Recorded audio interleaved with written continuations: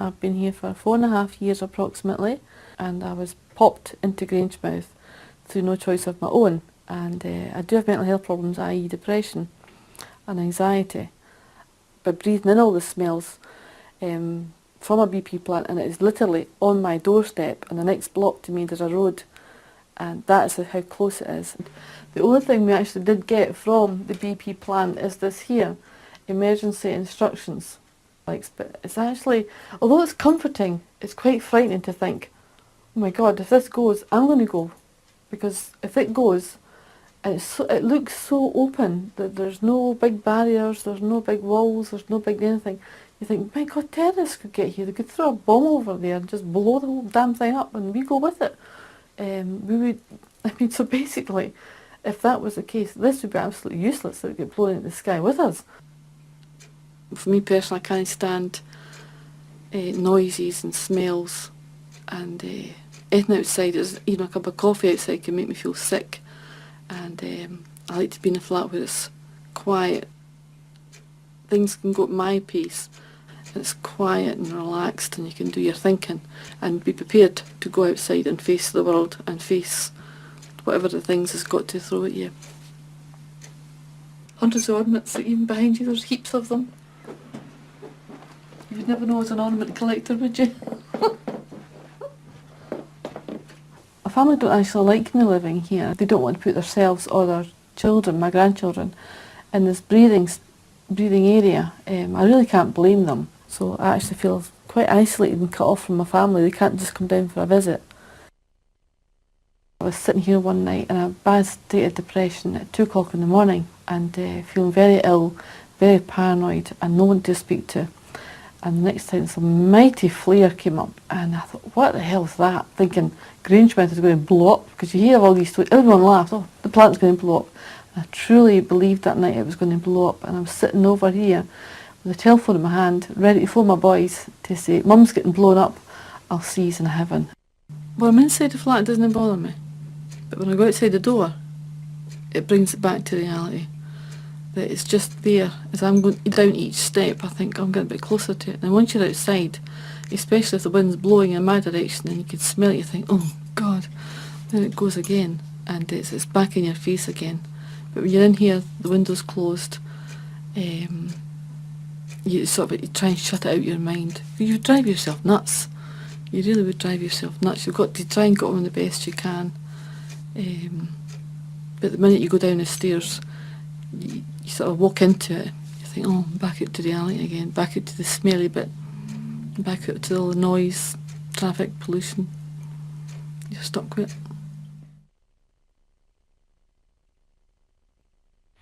This is Skin Flats. It's at the upper end of the 4th estuary, again near Grangemouth. It's probably one of the best places on the full estuary for wildlife. It's a very important site for birds migration paths, and even for breeding birds here. I grew up as a child near here, and I was very fortunate that I was encouraged by my parents to take an interest in wildlife, and that's probably why I didn't go into vandalism. But unfortunately it was because of my parents' encouragement. It wasn't because sites like this were promoted to the local population. This is something that's got tremendous educational potential, it's got a lot of cultural significance, but nobody knows anything about it. It's not promoted. And as you can see, it's a lovely day, it's a nice sunny Sunday, there's no one here. It just goes to show how rich this estuary is when you can lift a piece of seaweed and you get something like all those sandhoppers living underneath it. It just shows how it might not look that dramatic, but how important and productive it is. Well, hello, welcome to our video diary. This is, you're going to be following me and my family and friends about today, seeing what we get up to and finding out about things about us, about how the BP affects our lives, everyday lives. I've got 6 children, Emma, Sean, Scott, Michael, Alan and David. Alan and David are the twins. They've got asthma. There's a very high asthma rate in Grangemouth. Bye! You used to work in the BP, you said. Was that on the shutdowns or was it? Aye. I've been in the hydrocracker, the KG, various other bits of the place. So they bring in the guys for the various English tunes. Kind of like they've not got a life here, they're just living in digs, they go to the BP, they come home, they get drunk, they go to their bed, and they're up in the morning for the next one. Like with the local guys, they've got things to do, kids getting school trips. And of course they're putting more money back into the community because they're doing Aye, things well, in the town, living in the they're town. actually living here, so the money was all getting recirculated back into the Grangemouth economy again, but now their guys are just taking the money and away home with it. This is a park I come to because of my son's nursery, and I've got the shops just round there, so we walk through here quite a lot. Grangemouth is green, Grangemouth is really, really green, but then you've got that, so no matter how green they make it, it's never ever going to be. No, they can't hide it. They can't hide it. It's just there in And your it's face. getting, as I said about that new stack that I can see from my house now, it's getting bigger and bigger all the time. The BP's grown into us. Yeah. They'll not let us, they'll not let build houses, but the BP's allowed to grow into the town. And it's not fair. It's not fair. It's they should never have built houses near the BP. It should never, I mean, you shouldn't have houses this No, near. But then that's a new plant. These are new plants. These are all new. Well, here we are, going home. And the refinery, the BP refinery is one of the biggest in Europe. And as you can see, this is a public road which actually passes right through the middle of the BP, just about, which when you think about it, it's kind of unbelievable. I mean, this is where people travel back and forward every day, and look what you're passing through.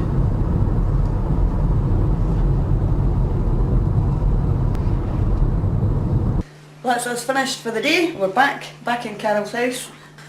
We spent the day looking around Grangemouth after looking at a film where they had a Brazilian community affected by the carbon credits from the World Bank, where heavy corporate industries pay to allow them to pollute or go above the pollution levels. They pay for these carbon credits and cause just as much hassle over there. Well, I'd just like to say I hope you enjoyed the weird and wonderful world of the people of Grangemouth. And going about and meeting family and friends and just generally seeing around Grangemouth. I hope you enjoy it.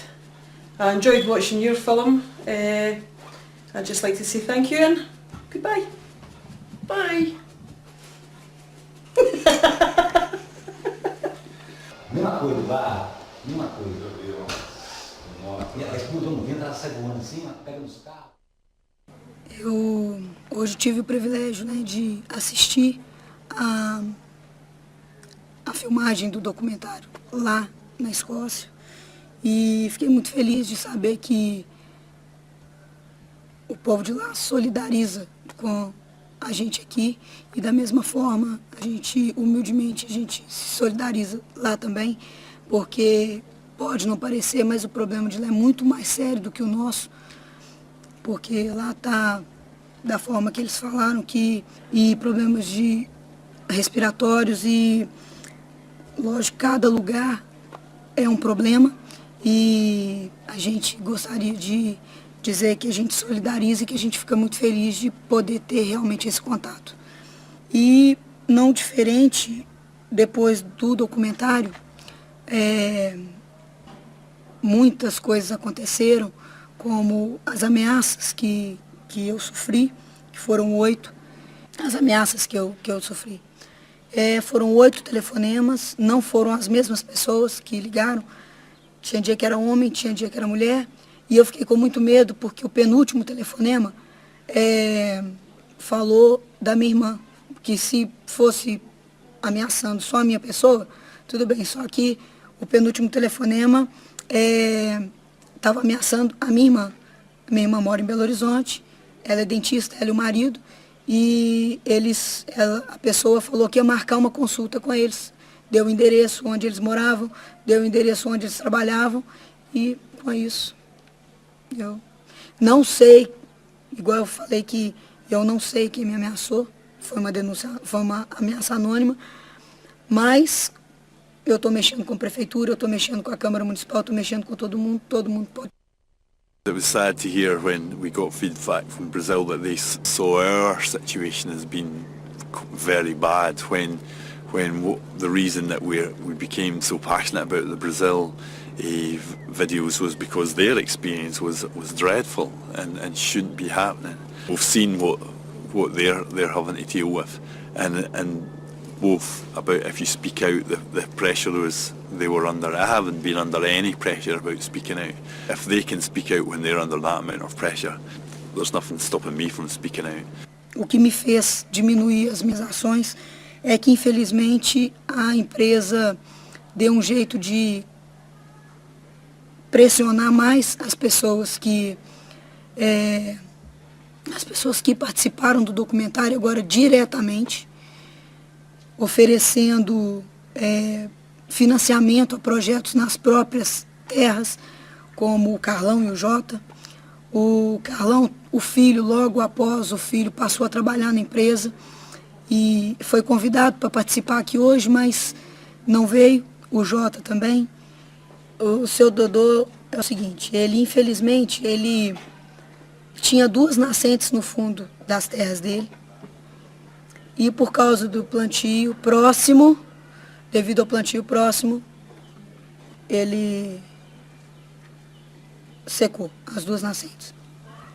E continua desde a época do documentário, a situação é a mesma, não mudou nada. Reprimir as nossas ações e, infelizmente, eu estou sozinha.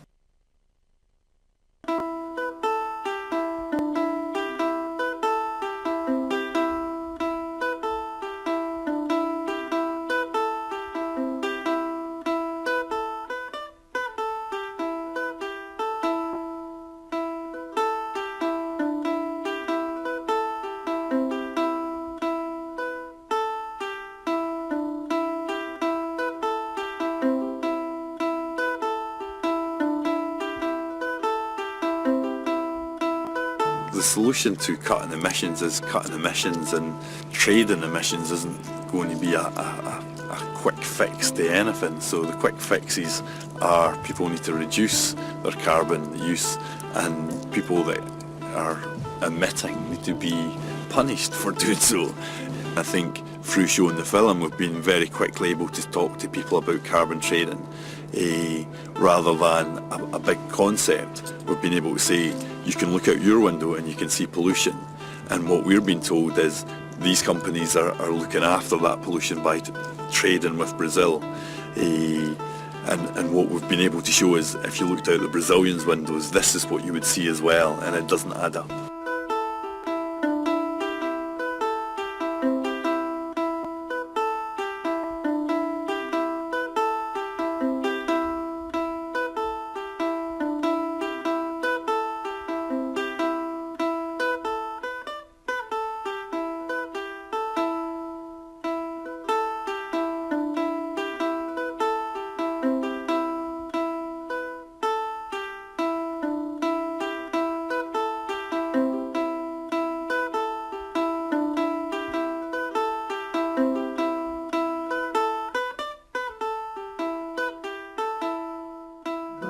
Quero a alegria, muita gente feliz.